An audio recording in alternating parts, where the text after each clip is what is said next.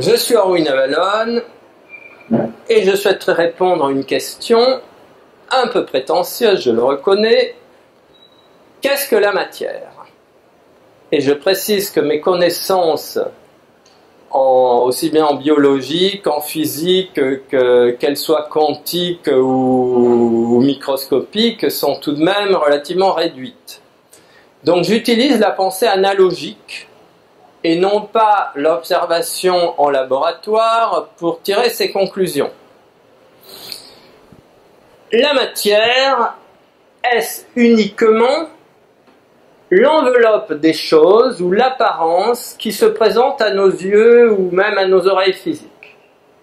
Parce que la définition que nous avons tendance à donner à la matière, c'est ce monde extrêmement dense, constitué de la terre, de la végétation, des minéraux, des végétaux et puis des appendices que sont les animaux, éventuellement les êtres humains, et qui font que la terre, par exemple, s'oppose à nos pas, et grâce à cette opposition, à la résistance qu'elle nous oppose, nous pouvons avancer.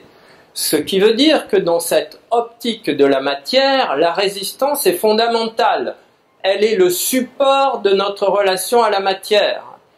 Et donc, ceci nous amène à considérer la matière comme essentiellement duelle et en opposition avec nous, et on a abouti à la conclusion que la vie, qui pour la plupart des êtres humains est exclusivement matérielle, n'est possible que par la résistance que la matière nous oppose. Et donc nous avons de cette façon créé un monde de résistance, un monde d'opposition, un monde de dualité, un monde de conflit, un monde pas forcément des plus sympathiques.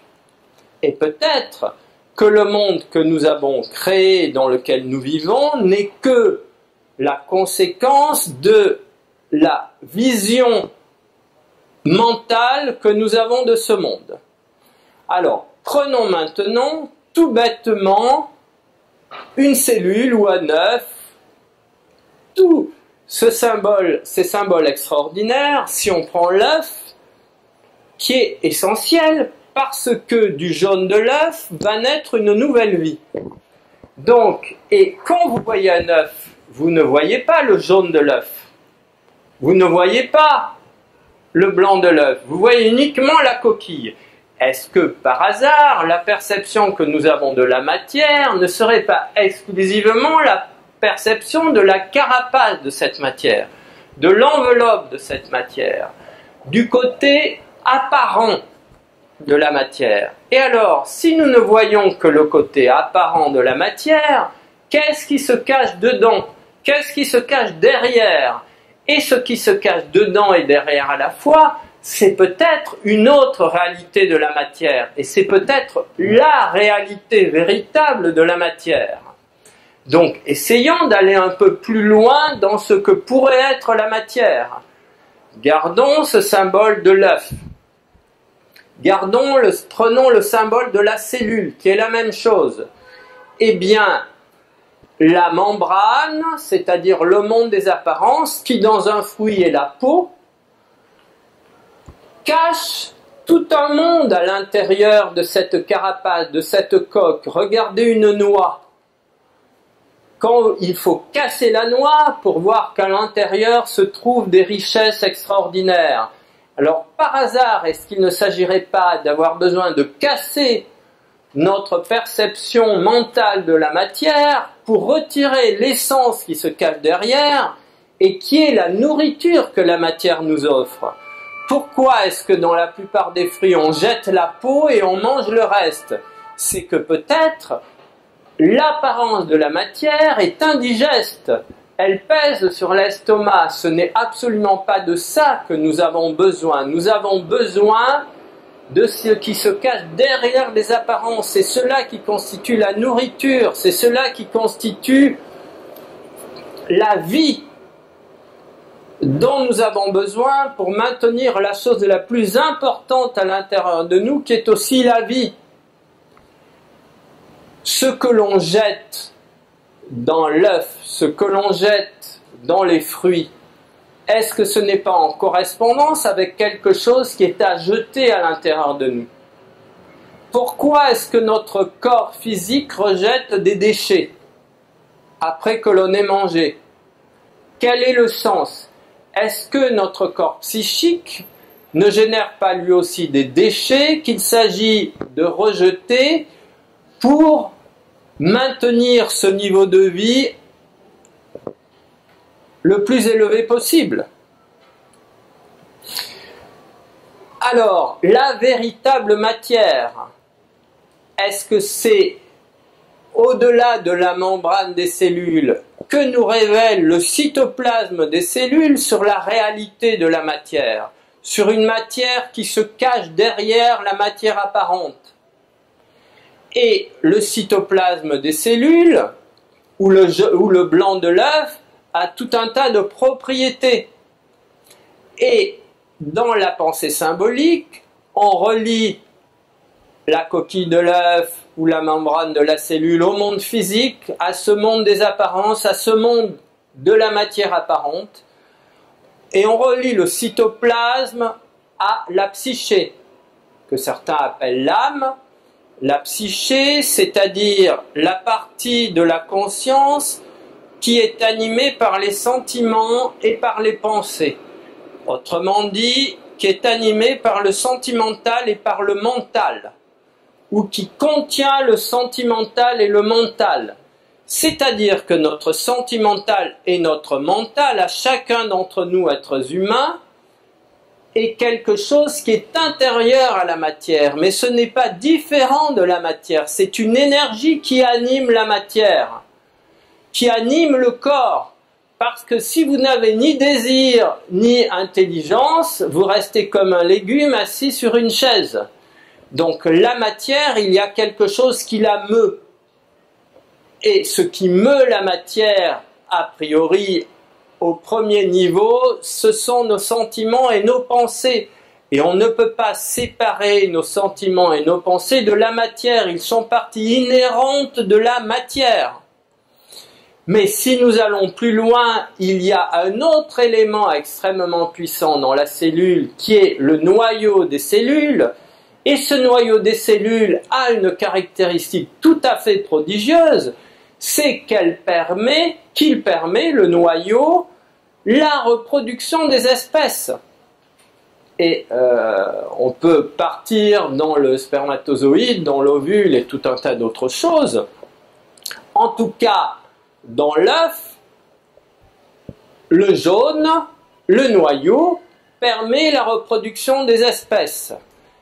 Et c'est la force de vie concentrée qui permet à la matière d'être animée, qui permet déjà aux pensées, aux sentiments, d'être en effervescence tout le temps, de nous amener à vouloir construire des choses, à nous construire, à nous dépasser, à dépasser unique et peut-être à aller au-delà du monde des apparences, du monde de la matière morte et inerte, parce que l'être humain s'est complètement identifié à la matière morte et inerte, et c'est la raison pour laquelle il y a tellement de morts vivants sur la Terre. Ils croient être vivants, mais en réalité, ce sont des poupées qui avancent uniquement de façon automatique. Des poupées, poupettes, marionnettes, voilà, marionnettes. Et donc, le noyau des cellules, c'est ce qui contient la vie, mais c'est aussi la matière. Donc, vous comprenez pourquoi le travail de nettoyage du cytoplasme, on travaille sur les cellules, on débarrasse le cytoplasme de toutes les mémoires de limitation émotionnelle et mentale, et à ce moment-là, on permet à la force du noyau de chacune des 15 à 17 milliards de cellules qui constituent notre corps physique, on permet au noyau de toutes ces cellules de libérer cette force absolument indescriptible qui aboutit à la libération d'un autre niveau de conscience de chaque être humain dans son corps physique, et ça, c'est la grande révolution de la matière. Réveiller l'esprit dans la matière, c'est faire muter la matière au niveau individuel. Et comprenez que si un nombre d'êtres humains suffisant commence à faire muter leur propre matière, eh bien, c'est la matière dans sa totalité qui va muter. Mais comprenez que ce n'est pas une autre matière qui va se substituer à l'ancienne, c'est la matière qui a toujours existé qui devient ce qu'elle a toujours été, mais qui révèle la puissance contenue dans le noyau, dans le monde des apparences. Et alors le monde des apparences littéralement explose, est dynamité, est littéralement pulvérisé, et un autre monde apparaît.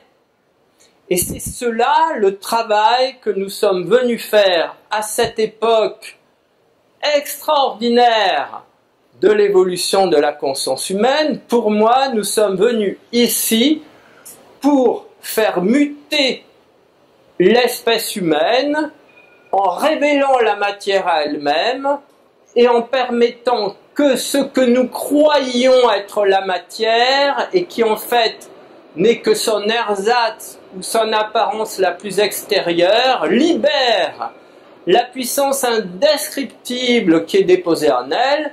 Et quelle est cette puissance indescriptible? Ce n'est rien d'autre que la force du grand tout déposé en tout ce qui existe, qui enfin prendra pied dans sa véritable demeure, qui est la création tout entière. Et à ce moment-là, un monde nouveau, extraordinaire et complètement inimaginable, c'est pour cela qu'il est inutile d'en parler, naîtra, et nous naîtrons nous-mêmes individuellement et collectivement à un autre monde qui est le monde véritable, parce que celui dans lequel nous vivons actuellement n'est qu'une caricature de la véritable vie. Donc il s'agit de sortir de la caricature et d'entrer dans la réalité de cet autre monde qui nous attend. Merci.